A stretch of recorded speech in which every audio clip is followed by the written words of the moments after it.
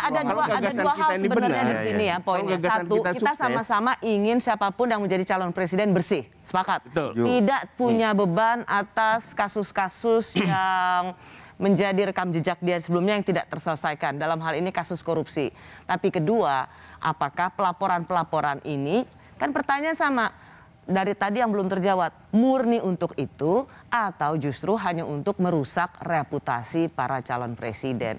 Hanya dua itu sebenarnya yang menjadi bahan diskusi kita. Satu, kita sepakat bahwa sebuah capresnya harus tanpa beban. Kedua, kalau kita mau sama-sama capres yang diunggulkan itu bersih tanpa beban, integritas, lalu bagaimana memaknai pelaporan-pelaporan ini? Anda dianggap sebagai orang-orang yang secara sengaja memberikan merusak reputasi orang-orang, padahal tidak ada bukti yang Anda bawa. Tapi ketika ditanya, kan nggak perlu ada bukti, tapi ini KPK yang harus menyelesaikannya. Ini kan membuat saya tidak mengatakan. Bung Ubed, ini bisa dianggap sebagai sesuatu yang memang lu nggak punya bukti, lu tapi udah melaporkan, merusak nama saya. Saya tidak mengatakan tidak ada bukti. Kami membawa bukti, dalam bahasa hukum mungkin disebut sebagai bukti permulaan. Jadi jangan katakan tidak ada bukti. Dan bukti itu kita ambil secara resmi, legal, melalui prosedur hukum. Ya. Kalau soal bicara hukum, karena ada sarjana hukum punya bukti yang kedua, tadi dianggap jadi ini serius ya? Artinya hanya nggak sekedar menggertak KPK, ini serius, ada bukti loh. Ya, karena itu tadi makanya dia tanya, bersedia nggak di BAP sebagai saksi pelapor? Saya juga bukan menggertak, Rosi. Indonesia negara hukum. Hati-hati, ya, terukurlah kalau bicara. Karena ini bahaya loh. Itu yang saya katakan tadi, 242. Karena apapun nanti kalau dia mau terus lanjut, dia harus siap di BAP sebagai saksi pelapor. Kalau tidak? Kalau hanya sebagai bagian dari kewajiban warga negara memberikan ya udah selesai aja nih. Tapi kan udah rusak orang, karakter assassination. Nah, tidak ada niat. Nggak baik. Jadi gini. Kenapa nggak ada niat? Ingat loh, kita ini baby boomers. Kalian rasain yang namanya Gibran, yang namanya Kaisang itu, ya siapa dia? Milenial. Lihat dong, ukur dong siapa kita.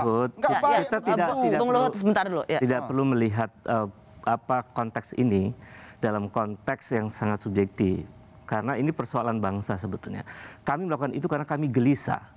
Bangsa ini sudah merdeka 76 tahun lebih, reformasi sudah 23 tahun, praktek korupsi masih merajalela. Bahkan Pak Jokowi sendiri mengatakan bahwa ini adalah extraordinary crime. Problemnya kegelisahan Anda itu. Nah, oleh karena itu menurut saya gitu loh. Bagaimana kegelisahan masalah ini di MA, katakanlah keputusan Mahkamah Agung, Anda tarik ke anak presiden itu logikanya di mana? Bung Eko, karena ini perusahaan ini ada beberapa bermasalah dan pimpinan dari perusahaan ini punya anak. Di tengah perusahaan bermasalah, ya dengerin dulu. Iya. Anda ingin menangkap logika kan? Hanya punya logika yang bisa menangkap logika. Diam dulu. Itu bukan bagian dari Kompas. Ya. Itu saya ingin saya katakan. Anaknya Rossi, kalaupun Rossi sebagai profesional, Rossi bukan presiden. Bukan bagian dari Kompas. Rossi bukan presiden. Iya, tapi cara berpikirnya begitu. Ya dengarkan dulu. Di saat yang sama, ya, petinggi PTSM ini beberapa bulan lalu dilantik menjadi duta besar. Nah, apalagi ini hubungannya apa lagi?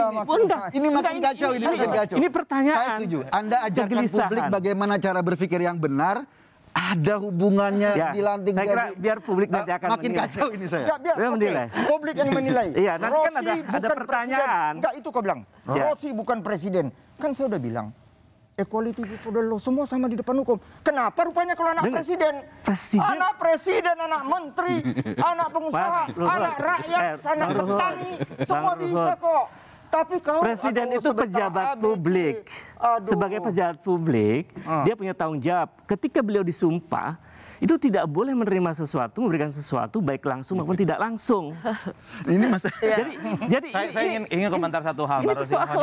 Mohon izin Bang Ubed. Sedikit aja, sebentar dulu. Di mana sedikit aja karena supaya korupsinya, ini antara petinggi ini sama anak presiden. Korupsinya aja. Dia pakai duit APBN di mana? Anda bilang nepotisme. Di mana relasi ini bisa seperti yang tadi Anda belum jawab, di mana ini mempengaruhi kebijakan sehingga dia bisa dapat proyek nasional triliunan rupiah dari APBN? Gimana? Itu nanti KPK yang memiliki otoritas. Anda belum tahu ya? Membuktikan jadi KPK yang disuruh ngusut ya? Saya kasih ini ya, apa pintu-pintunya. Itu ada banyak perusahaan yang bermasalah dalam soal pembakaran hutan. Pertanyaannya, mengapa ada perusahaan yang tidak diusut sampai sekarang?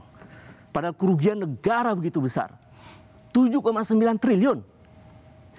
20.000 hektar.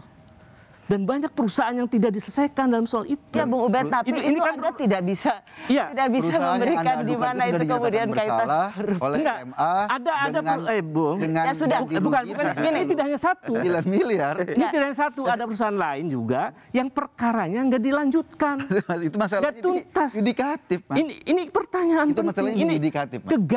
Keganjilan. Ya. Maka itu masalah keganjilan ini nanti menyangkut hukum. Ini nanti bisa KPK punya Anda otoritas. Bisa datangi MA, ya caranya enggak, dengar dulu. MA, oyok-oyok ini masalah ini kok nggak diadili gitu loh, Mas. Ya ini gitu karena ini terkait dengan persoalan yang kemudian dipertanyakan oleh publik.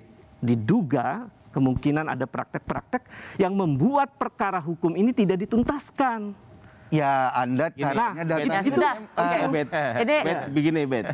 Jadi kita menjelaskan kepada semua orang kan fine-fine aja, nggak ada masalah. Jadi mungkin kita salah orang cara menjelaskan.